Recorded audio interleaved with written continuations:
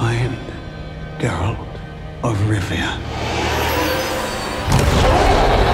The Witcher Season 4 has left fans speechless, not just because of the massive story shifts, but because of that chilling ending where Emhyr turns his full attention toward Gayralt. After years of destiny weaving their lives together, the Emperor of Nilfgaard now wants the White Wolf dead, and his motives are darker and more twisted than anyone could have imagined. But what exactly does this mean for Geralt, Yennefer, and Ciri as the story races toward its explosive final season?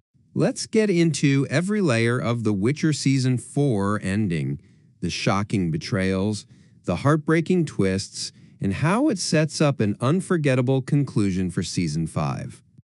The Witcher Season 4 picks up right where things left off. Geralt and Yennefer are on desperate, separate quests to rescue Ciri, who they both believe is being held captive by the Nilfgaardian Emperor, Emhyr. But as always in the Witcher's universe, things aren't what they seem. What neither Geralt nor Yennefer realizes is that Vilgefortz, the power-hungry mage who betrayed them all, has tricked everyone, delivering an imposter Ciri to Emhyr, while the real one has escaped and joined a group of outlaws known as the Rats. Ciri, now calling herself Falka, has completely embraced her darker side, but that decision will come at a devastating cost. As Geralt begins his long trek toward Nilfgaard with Jaskier and Milva, he's gradually joined by familiar faces and new allies.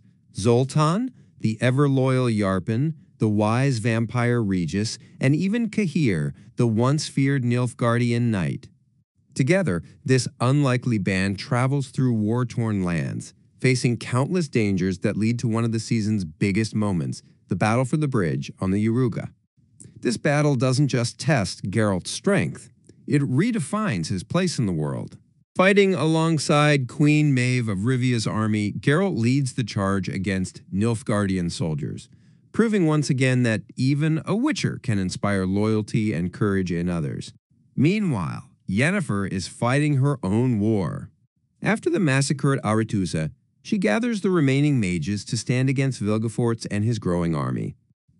Her leadership skills, intelligence, and emotional strength are on full display as she turns chaos into strategy, leading a resistance that's as dangerous as it is desperate. As her forces clash with Vilgefortz's at Monte Calvo, the stakes couldn't be higher. But the battle takes a heartbreaking turn when Istred, Yennefer's old lover, sacrifices himself to reverse a portal-blocking spell he accidentally helped create. His death becomes a defining moment, not just for Yennefer, but for the entire war against Vilgefortz. Back in Nilfgaard, Emhyr's frustration grows. Despite announcing his engagement to the fake Ciri and trying to tighten his grip on Cintra, his empire is built on a lie, and he knows it. Too many people suspect the truth. Too many whispers are spreading. If anyone finds out the real Princess Cirilla isn't in Nilfgaard's grasp, his rule could collapse overnight. That's when his manipulative advisor, Stefan Skellen, plants a poisonous idea in his mind. The reason Emhyr can't control his daughter might be because of Geralt of Rivia. See, Ciri isn't just any girl. She's the child of surprise, bound to Geralt by destiny itself. Their fates are intertwined. As long as Geralt lives, Ciri's path belongs to him. But if Geralt were to die, that bond would break. Her destiny could then be redirected right into Emhyr's waiting hands. That's the twisted logic that drives Emhyr's next move. Determined to destroy the one man who stands between him and his daughter's power, he sets out to kill Geralt. But instead of sending an army, Emhyr unleashes something far more terrifying, a monster. The creature itself isn't fully revealed, but the setup is haunting. Locked away deep in Emhyr's palace, this beast is unleashed with one purpose: to hunt Geralt. But the real shock comes when we see how Emhyr intends to lure the Witcher in. He uses Renfri's brooch. That small trinket, once Geralt's most treasured possession, becomes the weapon used against him. For fans who remember, Renfri was Geralt's first major heartbreak. the woman whose death shaped his entire moral code. Her brooch symbolized Geralt's vow to stay out of human politics, to remain neutral. But by trading it away in Season 3 to save Ciri, Geralt abandoned neutrality for love and purpose. Now that same symbol of devotion has been twisted into a beacon of death.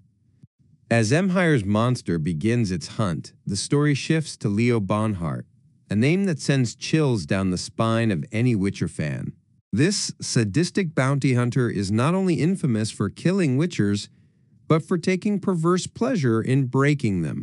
Hired by Skellen, Bonhart tracks down Ciri, who by now is living as Falka with the Rats, a band of young thieves and killers who've become her new family. Bonhart, ever the hunter, sets a brutal trap. Ciri, realizing too late that her friends are in danger, rushes to save them, only to arrive after the massacre. The Rats are slaughtered, and Bonhart defeats Ciri in a vicious fight.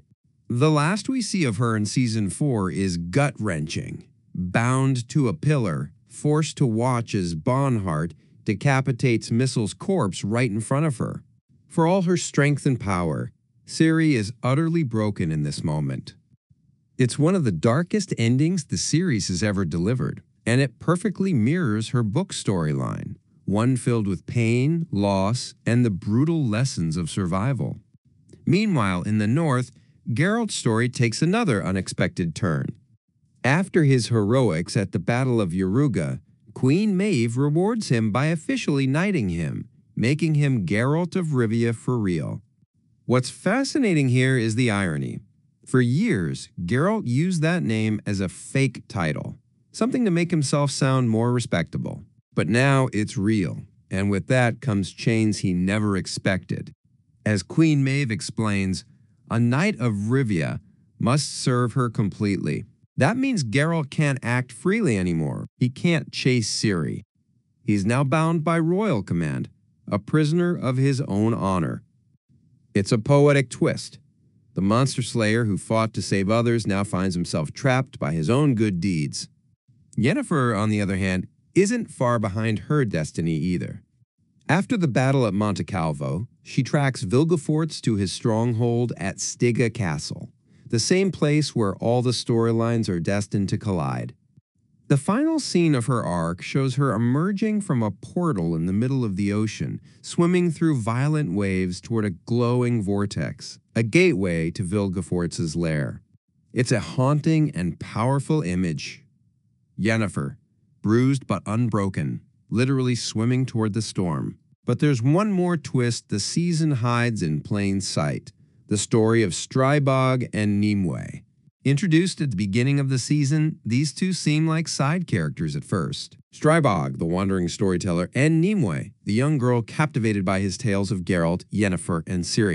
But by the finale, time has passed, and Nimue is now in adult training to be a mage at Aretuza. She confesses that she feels connected to Ciri, and according to the books, that connection is real. Nimue will one day help Ciri navigate her powers to travel through time and space, guiding her to the very place and century where she must face her destiny. Her presence in Season 4 is a quiet but crucial setup for what's coming. And that brings us to the big question. What does Season 4's ending really mean for The Witcher's final season? The answer? Everything is leading to Stygia Castle. That's where every major storyline will converge. Yennefer will confront Vilgefortz only to be captured and used as bait. Gayralt, still recovering from Emhyr's schemes and his forced allegiance to Rivia, will be drawn to rescue her and ultimately face Vilgefortz one last time in a brutal rematch. And Ciri, hardened by Bonhart's torment, will finally unleash the full extent of her powers, her rage, her pain, and her destiny. Emhyr's plan, Vilgefortz's schemes, Leo Bonhart's cruelty, they all lead to the same final reckoning. But one of the biggest mysteries is whether Netflix will stick to Andrzej Sapkowski's book ending or chart a new course entirely. The Witcher has always walked the line between fate and free will, and Season 5 looks ready to test that idea to its limit. So where does this leave us? Geralt is now a knight, bound to a queen but hunted by an emperor. Yennefer is heading straight into the jaws of her most powerful enemy. And Ciri, the girl with the power to reshape worlds, has been broken, but not destroyed. Each of them stands at the edge of destiny, and the storm that's coming will decide whether they reunite or fall apart forever. As the credits roll on Season 4, one thing is clear. The Witcher is heading toward its most emotional, violent, and breathtaking finale yet. The threads of destiny are tightening, and when Season 5 arrives, it won't just end a story. It'll define what The Witcher truly stands for.